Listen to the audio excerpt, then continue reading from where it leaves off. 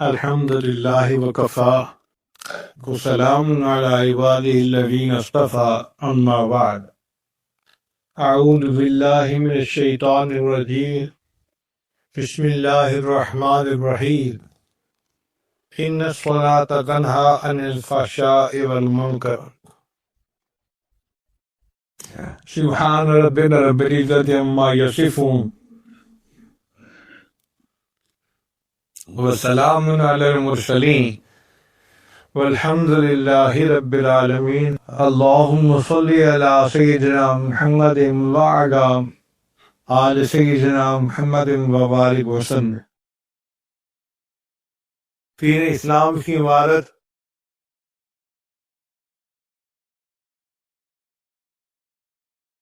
En tot in heel stoordes ja, ik daar weer voor los in gaan. Allemaal shit in dat het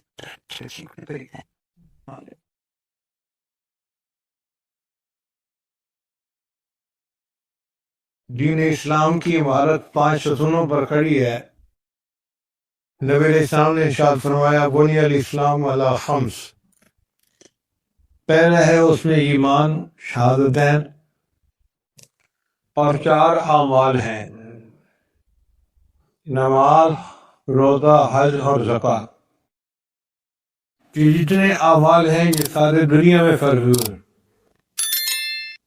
نماز ایسا فریضہ ہے کہ جس کے لیے اللہ نے اپنے معبود کو عرش پہ بلایا معراج پر اور وہاں فرض فرمائے.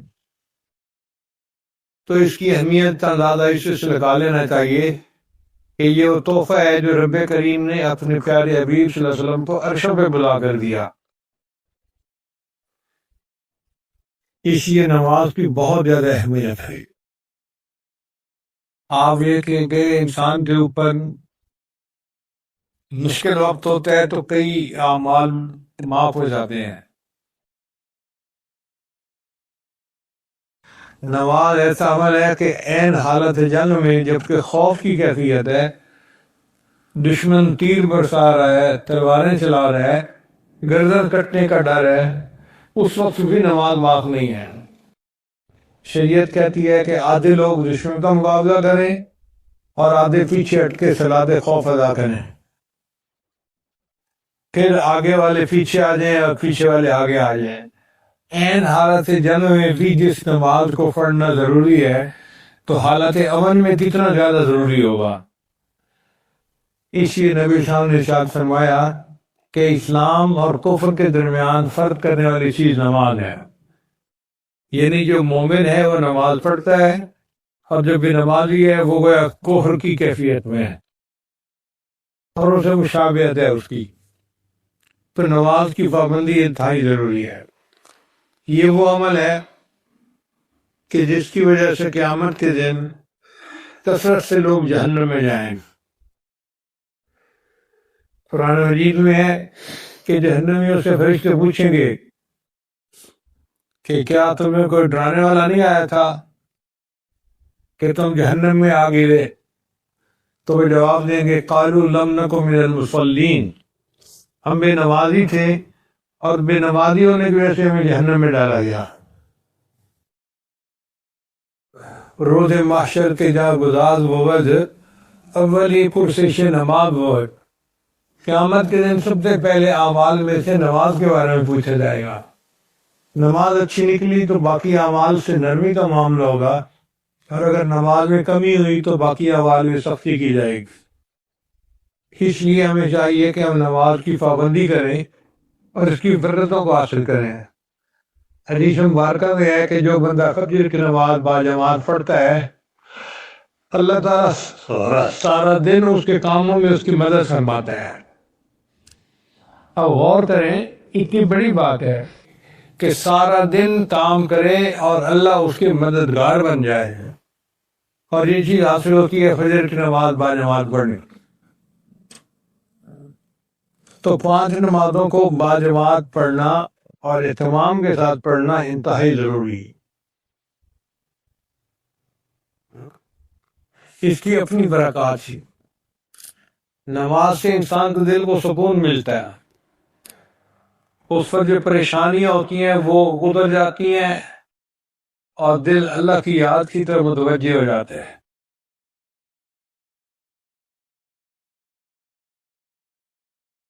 اللہ تعالیٰ نے انسان کے اوپر 5 نمازیں فرض فرمائی ہیں۔ علماء نے اس کی وجہ لکھی کہ ہر انسان کو اللہ نے حواس 5 عطا فرمائے، 5 حصے عطا فرمائے: دیکھنا، سونگنا، چکھنا، سننا، چھونا۔ اسی کے اوپر ہم زندگی گزارتے ہیں، اور سائنس کی بنیاد بھی انہی 5 حصوں کے اوپر ہے۔ تو جب اللہ تعالیٰ نے انسان کو زندگی گزارنے کے لیے یہ 5 نعمتیں عطا فرمائی، تو اللہ نے 5 نمازیں بھی فرض کر دی تاکہ ان نعمتوں کا شکر ادا ہو سکے اور انسان اللہ کے شکر گزار بندوں میں شامل ہو جائے۔ بعض علماء نے کہا کہ نہیں، 5 نعمتیں بنیادی ہیں: بیوی، مکان، لباس، کھانا پینا اور سواری۔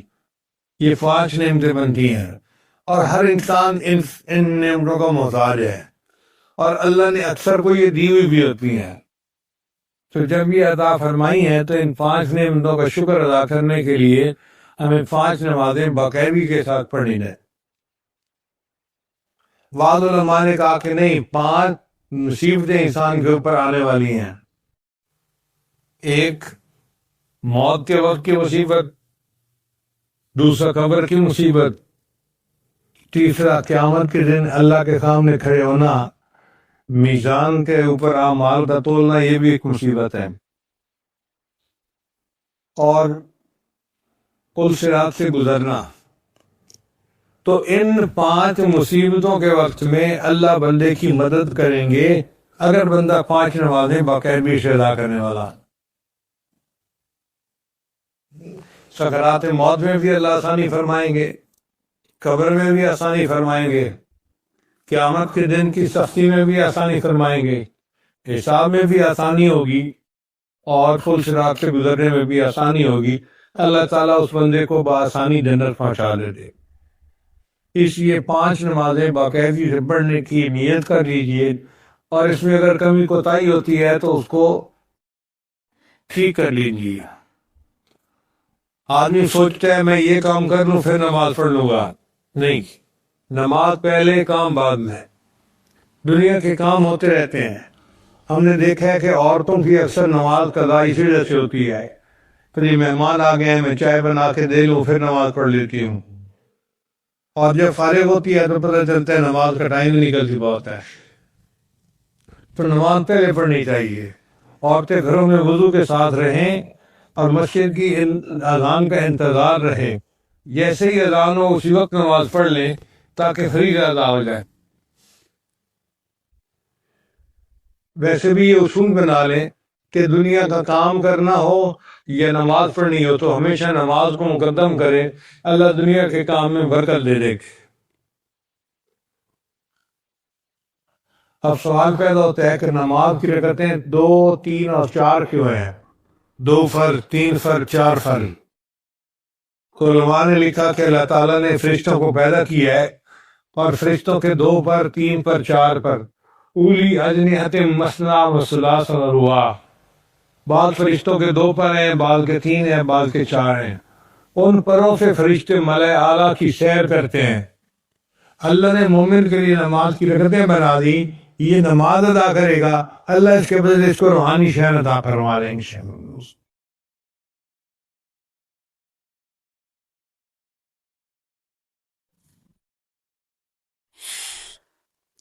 یہ جو نماز ہے یہ اللہ تعالیٰ کے ساتھ ویڈیو کال پہ بات کرنے کی مانند ہے۔ آج کل کے دور میں بات سمجھنا آسان ہے، پہلے سمجھنا مشکل تھا۔ لوگ بات کر رہے ہوتے ہیں اپنے محبوب سے اور اس کا چہرہ بھی دیکھ رہے ہوتے ہیں۔ نماز بالکل اسی طرح ہے کہ بندہ اللہ سے ہم کلامی کر رہا ہوتا ہے اور اللہ کا دیدار اپنے دل کی آنکھ سے کر رہا ہوتا ہے۔ نبی اسلام نے فرمایا ان تعبد اللہ کأنک تراہ، تم اللہ کی عبادت ایسے کرو جیسے تم اللہ کو دیکھ رہے ہو۔ یہ دیکھنے کی مشق ساری زندگی کرنی پڑے گی، پھر اللہ تعالیٰ اس کے بدلے قیامت کے دن دیدار عطا فرما دیتے ہیں۔ تو نماز کو صرف ٹکرے مارنا نہ بنائیں، نماز کو اللہ کا دیدار بنا کے پڑھیں، محبوب سے ملاقات سمجھ کے پڑھیں، کوئی بیکار کی محنت نہیں ہے، اس کے لیے انتظار ہو۔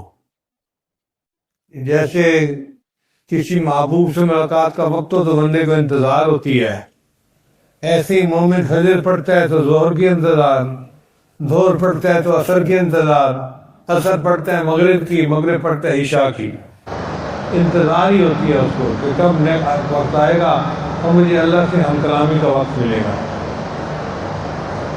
نماز میں ہم سب سے پہلے قیام کرتے ہیں اللہ اکبر کے بعد۔ یہ قیام الف کی مانند ہے، جیسے الف کا حرف لکھا جاتا ہے نا تو کھڑا ہوا بندہ الف نظر آتا ہے، اور رکوع جو ہے وہ ہا کی طرح نظر آتا ہے، اور سجدہ جو ہے وہ میم کی طرح نظر آتا ہے، اور اتحیات پہ بیٹھنا دال کی مانند نظر آتا ہے۔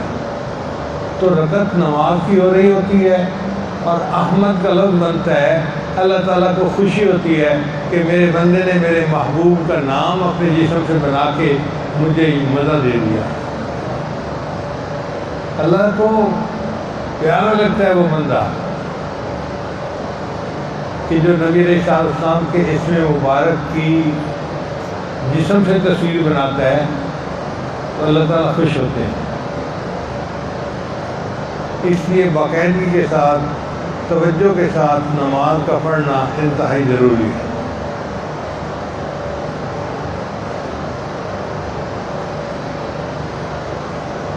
نماز میں دنیاوی فائدے بھی ہیں،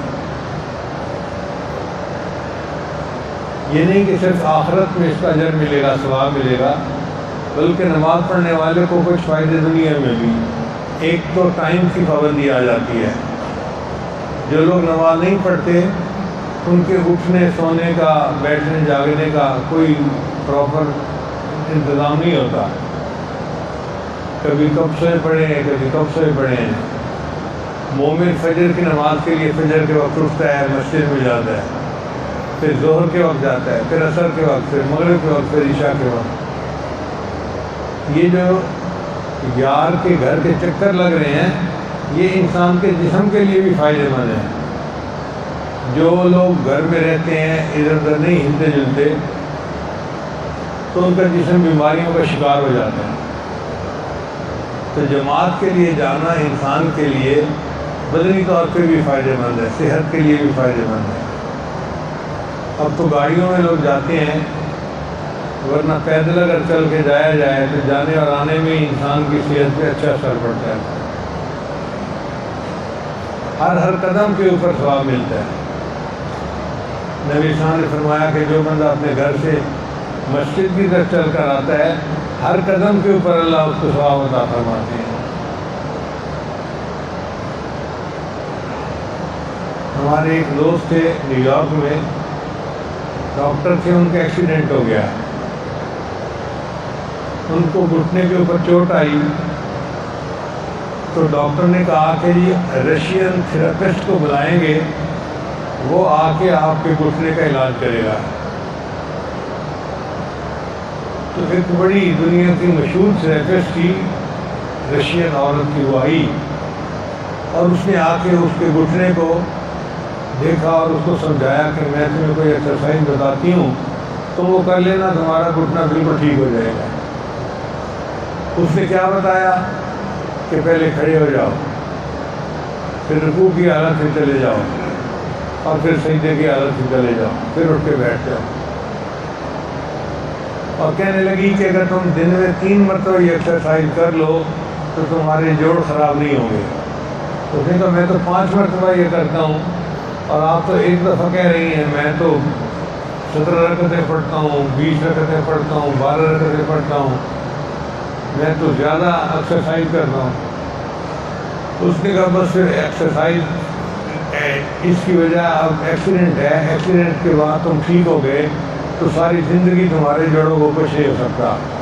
ہمارا یہ تجربہ ہے کہ جو لوگ یہ ایکسرسائز کرتے رہتے ہیں ان کے جوڑ 100 سال تک بھی ٹھیک رہتے ہیں۔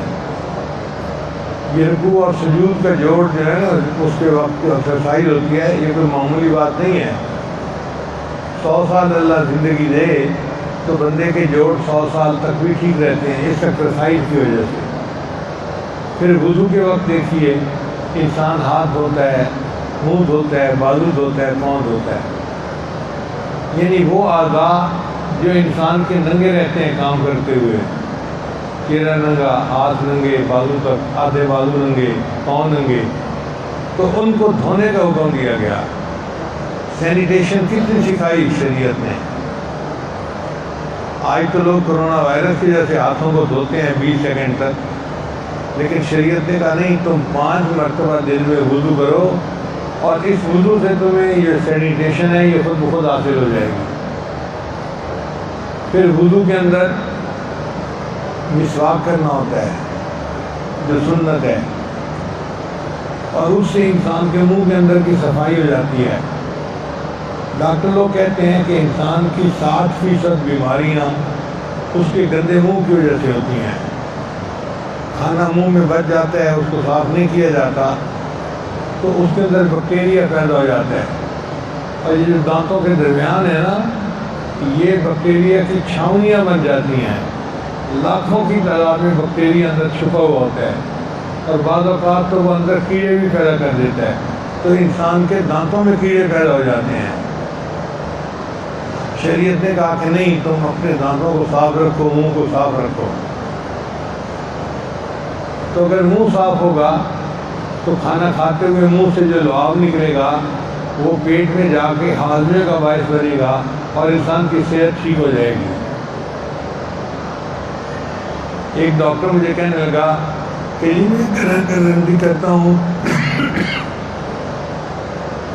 بندے کی 75% بیماریاں ٹھیک ہو جائیں گی اگر بندہ اپنے منہ کو صاف رکھنا شروع کرے۔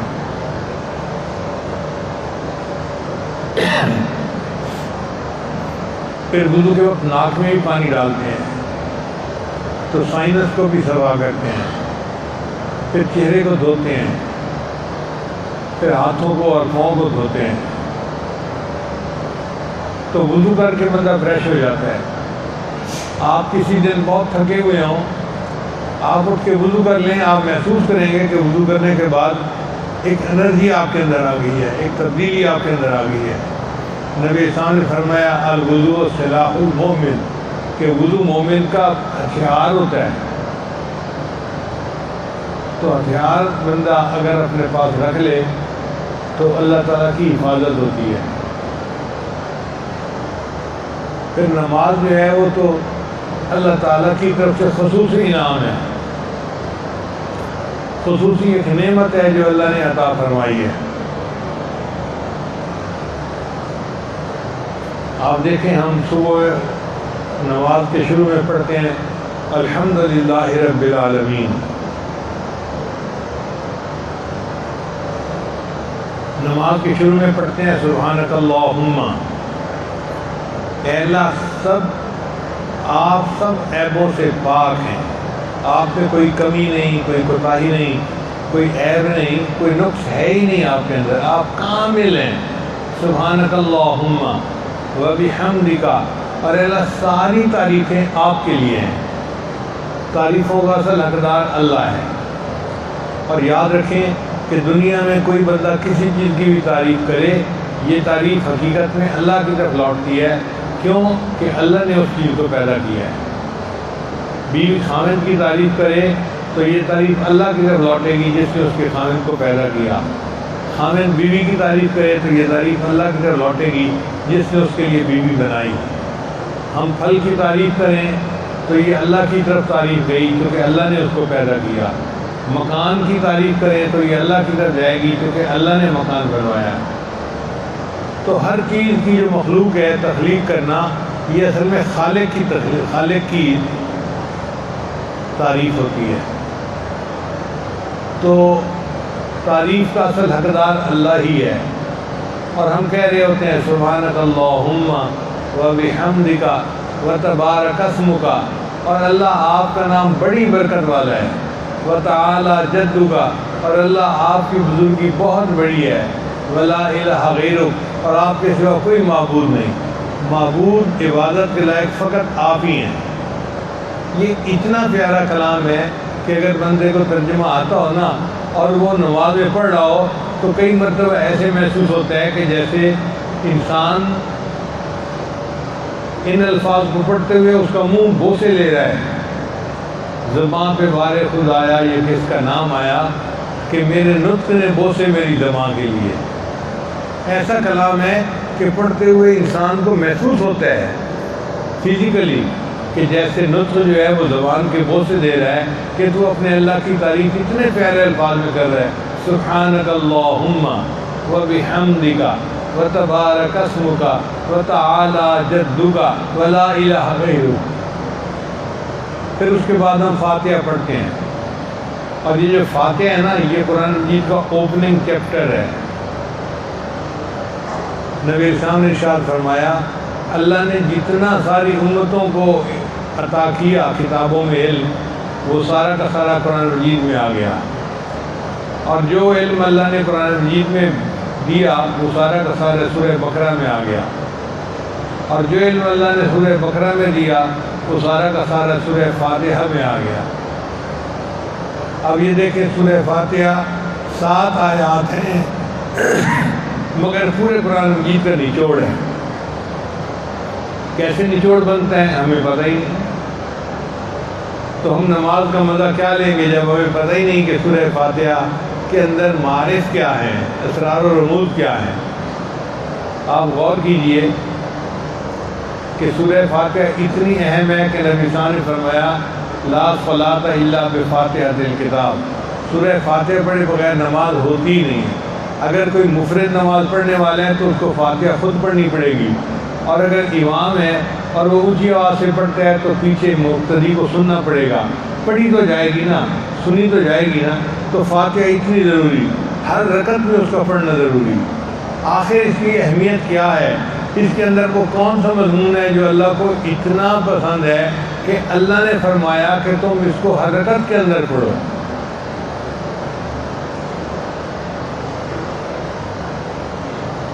چنانچہ دل کے کانوں سے سنیے.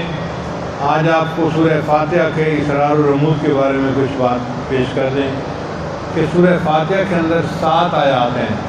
کتنی آیات ہیں؟ 7 آیات ہیں.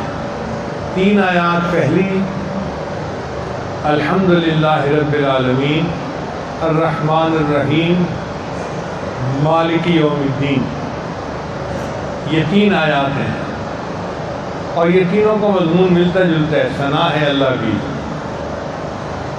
اور حدیث پاک میں آتا ہے کہ جب بندہ پڑھتا ہے الحمدللہ رب العالمین, اللہ تعالیٰ فرماتے ہیں حمدنی عبدی, میرے بندے نے میری حمد بیان کی. پھر وہ کہتے ہیں الرحمن الرحیم, اللہ فرماتے ہیں اثنا علیہ عبدی, میرے بندے نے میری ثنا بیان کی. پھر وہ کہتے ہیں مالک یوم الدین, اللہ فرماتے ہیں مجدنی عبدی, میرے بندے نے میری بزرگی بیان کی ہے. تو ہم پڑھ رہے ہوتے ہیں, اللہ جواب دے رہے ہوتے ہیں. ہم کلامی ہے یا نہیں ہے؟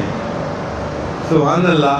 بندہ ایک بات بولے اور اللہ اس کا جواب دیں گے, کتنی عجیب بات ہے. کبھی نماز میں ہماری یہ کیفیت ہوئی کہ میں یہ الفاظ پڑھ رہا ہوں, اس کے جواب میں اللہ بھی مجھے جواب دے رہے ہیں, دھیان ہی نہیں ہوتا. تو پہلی 3 آیتیں جو ہیں وہ اللہ کی حمد ہیں, تعریف ہیں. پھر اس کے بعد چوتھی آیت ہے جو اصل نچوڑ ہے پوری صورت فاتحہ کا, اور وہ ہے ایاک نعبد و ایاک نستعین.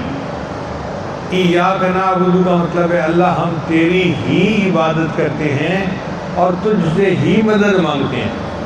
یہ فکرہ ایک ہے مگر مضمون اس میں 2 ہیں الگ الگ. پہلا مضمون ہے ایاک نعبد, تیری ہی عبادت کرتے ہیں, کسی اور کی عبادت نہیں کرتے, تیرے ساتھ عبادت میں کسی کو شریک نہیں کرتے. وَإِيَّاكَ نَسْتَعِينُ, اور اے اللہ ہم آپ ہی سے مدد مانگتے ہیں, کسی اور سے مدد نہیں مانگتے. یہ بنیادی نقطہ ہے سورہ فاتحہ کا, ایاک نعبد و ایاک نستعین. آپ یوں کہیں کہ قرآن مجید کی تعلیمات کو 2 لفظوں میں اللہ نے سمیٹ دیا کہ میرے بندو ایاک نعبد, یہ تمہارا کام ہے, و ایاک نستعین, اور یہ میرا کام ہے کہ میں ہر کام میں تمہاری مدد کروں گا. پھر اس کے بعد اہدنا الصراط المستقیم سے لے کر ولا الضالین تک 3 آیتیں ہیں، مگر یہ مضمون ایک ہی ہے۔ اے اللہ ہمیں ان کے راستے پہ چلا جو انعام یافتہ بندے ہیں، اور ان کے راستے میں نہ چلا جو تیرے مبغوض بندے ہیں، یہ جن پر تیرا عذاب ہوا۔ مضمون تو ایک ہی ہوا نا، تو گویا 3 آیتوں کا مضمون پہلے ہے حمد کا، پھر اصل مدعا ہے، اور اس کے بعد پھر 3 آیتیں ہیں جن میں دعا ہے۔ تو گویا اور چھوٹا کرے تو یوں بنے گا کہ پہلے 3 آیتیں اللہ کی حمد ہیں، پھر ایاک نعبد و ایاک نستعین یہ مدعا ہے جو بندہ بیان کرتا ہے اپنا، اور اس کے بعد اہدنا الصراط المستقیم یہ دعا ہے۔ تو گویا خلاصہ سورہ فاتحہ کا یہ نکلا، حمد ہے، مدعا ہے، اور اللہ سے دعا ہے۔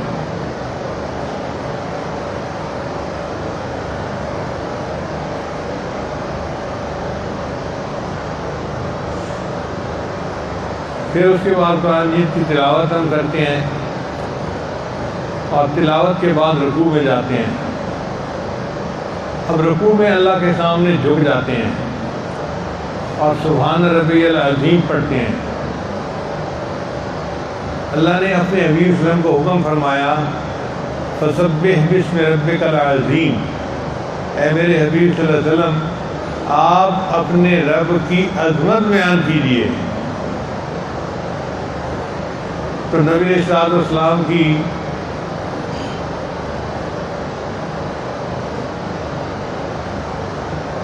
سمجھداری دیکھیے کہ اللہ کے حبیب صلی اللہ علیہ وسلم نے رکوع میں اس کو پڑھنا شروع کر دیا، سبحان ربی العظیم، سبحان ربی العظیم۔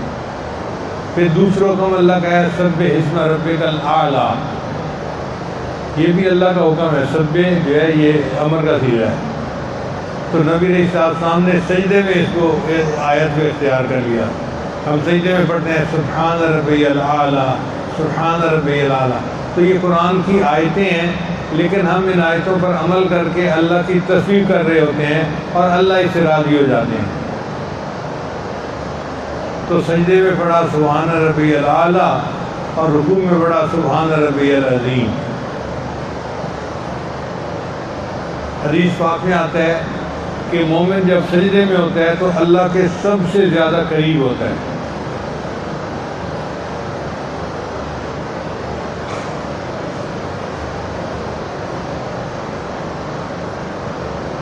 آج کل دیکھا ہے بہت سارے نوجوانوں کو نفل چھوڑ دیتے ہیں، جب بھی موقع ملے تو نفل چھوڑیں نہیں، ضرور پڑھیں۔ کیوں؟ کیا پتہ کس جگہ کا کیا ہوا سجدہ میرے اللہ کو پسند آ جائے اور اس سجدے پر پوری زندگی کے گناہوں کی مغفرت ہو جائے۔ ضرور پڑھ لیا کریں، کیا بھروسہ زندگی کا۔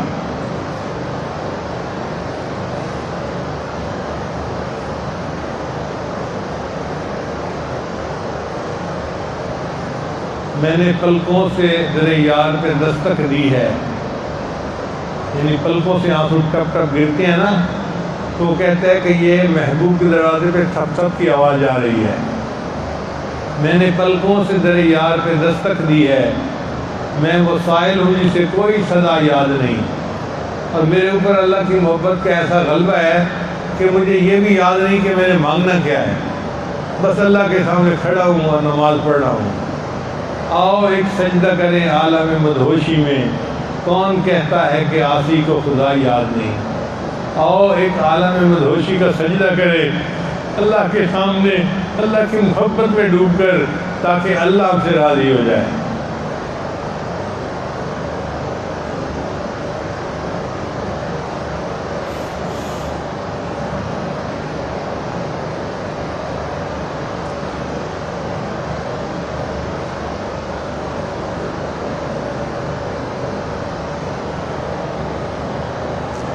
اب آخری بات کر کے بات مکمل کرتا ہوں کہ دنیا دارانہ ذہن آج کل بہت زیادہ ہے۔ نوجوان مادی باتیں سن کے خوش ہوتے ہیں، تو پوچھتے ہیں جی کہ نماز کا مادی فائدہ کیا ہے؟ بھئی نماز کا مادی فائدہ دنیا مانتی ہے۔ آپ دیکھیں انسان صبح کے وقت اٹھتا ہے تو اس کا شوگر لیول بہت لو ہوتا ہے، اس لیے فاسٹنگ کی شوگر کو نوٹ کرتے ہیں کہ فاسٹنگ میں شوگر کتنی تھی، وہ سب سے کم لیول ہوتا ہے۔ تو جب شوگر کا لیول کم تھا تو شریعت نے فجر کی نماز کی 2 رکعت بنائی ہیں، 2 سنت اور 2 فرض، 4 رکعت۔ اگر لمبی پڑے تو وہ الگ بات ہے، مگر ہیں تو رکعتیں 4 ہی نا، تو مختصر سی بنائی نماز، اس لیے کہ آلریڈی شوگر لیول لو ہے تو زیادہ ایکسرسائز کرنے کی ضرورت ہی نہیں ہے۔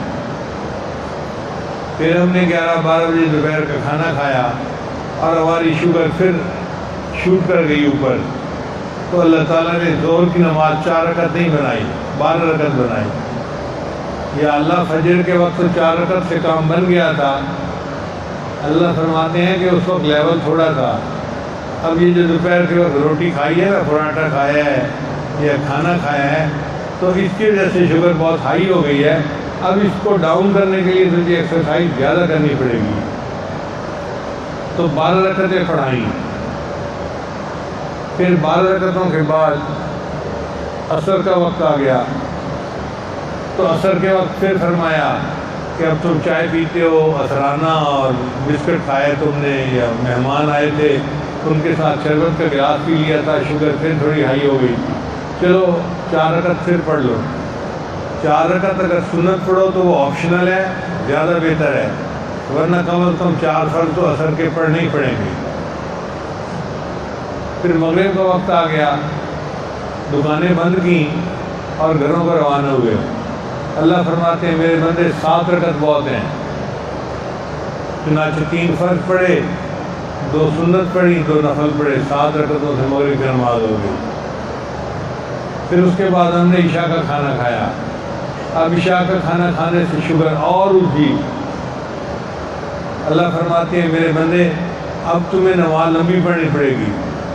اللہ دوپہر کو تو 12 رکعتیں پڑھی تھیں، میرے بندے دوپہر کو 12 رکعتیں تو پڑھی تھیں، لیکن ابھی تم نے جاگنا تھا اور بھی کام کرنے تھے، اس لیے تھوڑی ایکسرسائز کافی تھی، اب تو تم نے سو جانا ہے، لہذا 12 کی بجائے 17 رکعتیں پڑھنی پڑے گی۔ اللہ نے عشاء کی رکعتیں زیادہ بنا دی۔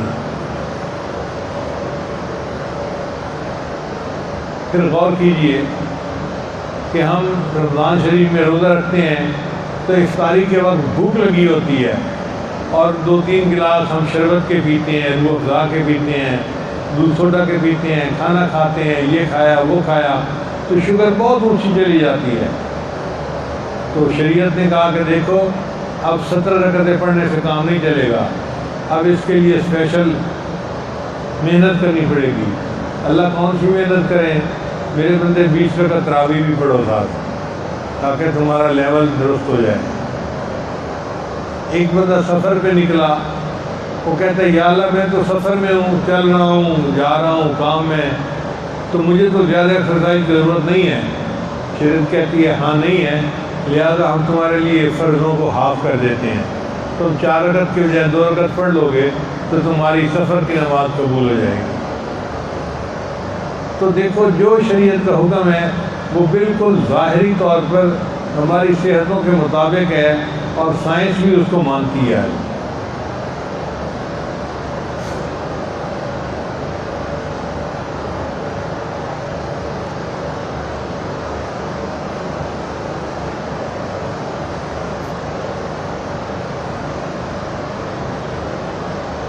دعا ہے کہ اللہ تعالیٰ ہمیں اہتمام کے ساتھ نماز کے رکوع سجود کرنے کی توفیق عطا فرمائے اور نماز کے انوارات ہمارے سینے میں عطا فرمائے۔ وآخر دعوانا ان الحمد للہ رب العالمین۔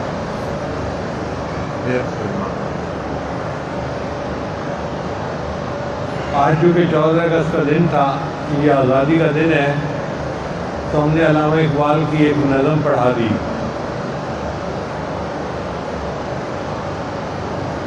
اس نظم نے ہمیں ماضی بھی یاد کروا دیا اور اپنے اسلاف کی اہمیت بھی دلوں میں بٹھا دی۔ یہ ملک ہمارے اوپر اللہ کی ایک نعمت ہے، اس کو نعمت محسوس کریں۔ کسی ملک میں دین کی اتنی آزادی نہیں ہے جتنی آزادی اس ملک میں ہے۔ ہم لوگ سعودی عرب دبئی وغیرہ جاتے ہیں 5 بندوں سے زیادہ لوگ اکٹھے نہیں ہو سکتے، اگر کہیں اکٹھے ہو جائے تو فوراً پولیس آ جاتی ہے۔ اور یہاں پر آپ محفل ذکر کریں، نماز پڑھیں، بیان کریں، بار بار کریں، اللہ کے فضل سے ہمارا ملک ہے، آزادی ہے۔ پھر سب مسلمان ہیں۔ انڈیا کے اندر ایک بڑی مصیبت یہ ہے کہ لڑکے لڑکیاں اسکول کالج میں اکٹھا پڑھتے ہیں تو لڑکوں کو ہندو لڑکیاں پسند آ جاتی ہیں یا سکھ لڑکیاں، تو ان کی وجہ سے وہ اپنا مذہب ہی چھوڑ دیتے ہیں، یا لڑکی کو لڑکا پسند آ گیا تو لڑکی اپنا مذہب چھوڑ گئی۔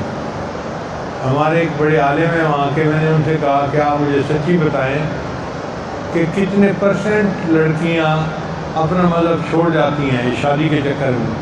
اس نے کہا جی 40% لڑکیاں چھوڑ جاتی ہیں۔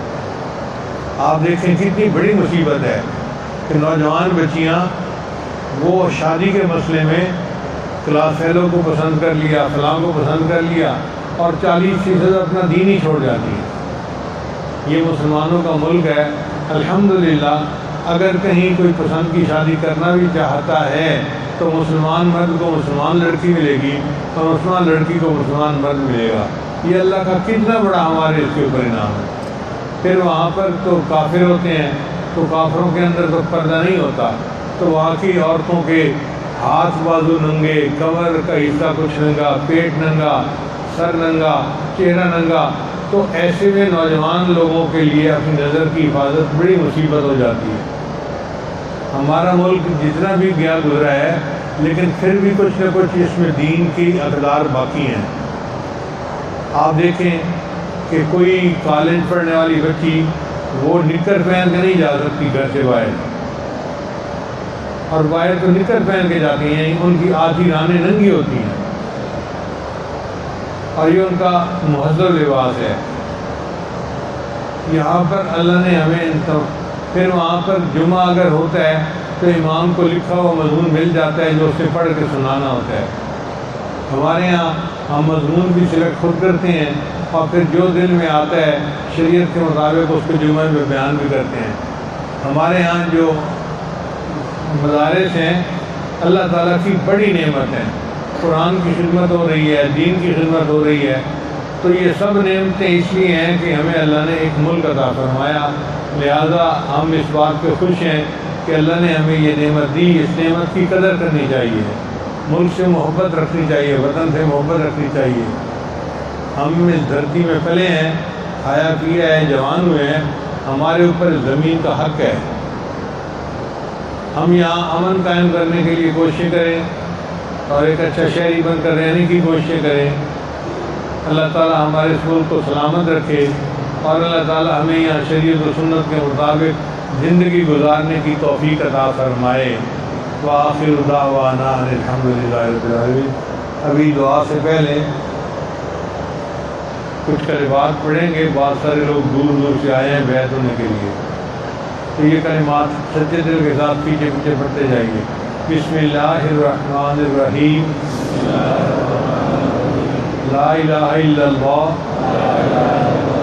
محمد الرسول اللہ، آمنت باللہ وملائکتہ وکتبہ ورسلہ والیوم الآخر والقدر خیرہ وشرہ من اللہ تعالی والبعث بعد الموت۔ آمنت باللہ کما ہوا باسمائہ وصفاتہ وقبلت جمیع احکامہ اقرار باللسان وتصدیق بالقلب۔ اشہد ان لا الہ الا اللہ واشہد ان محمدا عبدہ ورسولہ۔ استغفر اللہ ربی من كل ذنب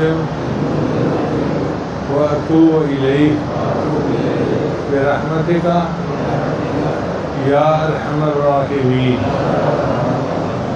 بس ان کلمات کو پڑھنے سے ہم تو بتائے ہو چکے ہیں، چند معمولات ہیں جن کو باقاعدگی سے کریں گے تو اللہ تعالیٰ دل کو منور کریں گے۔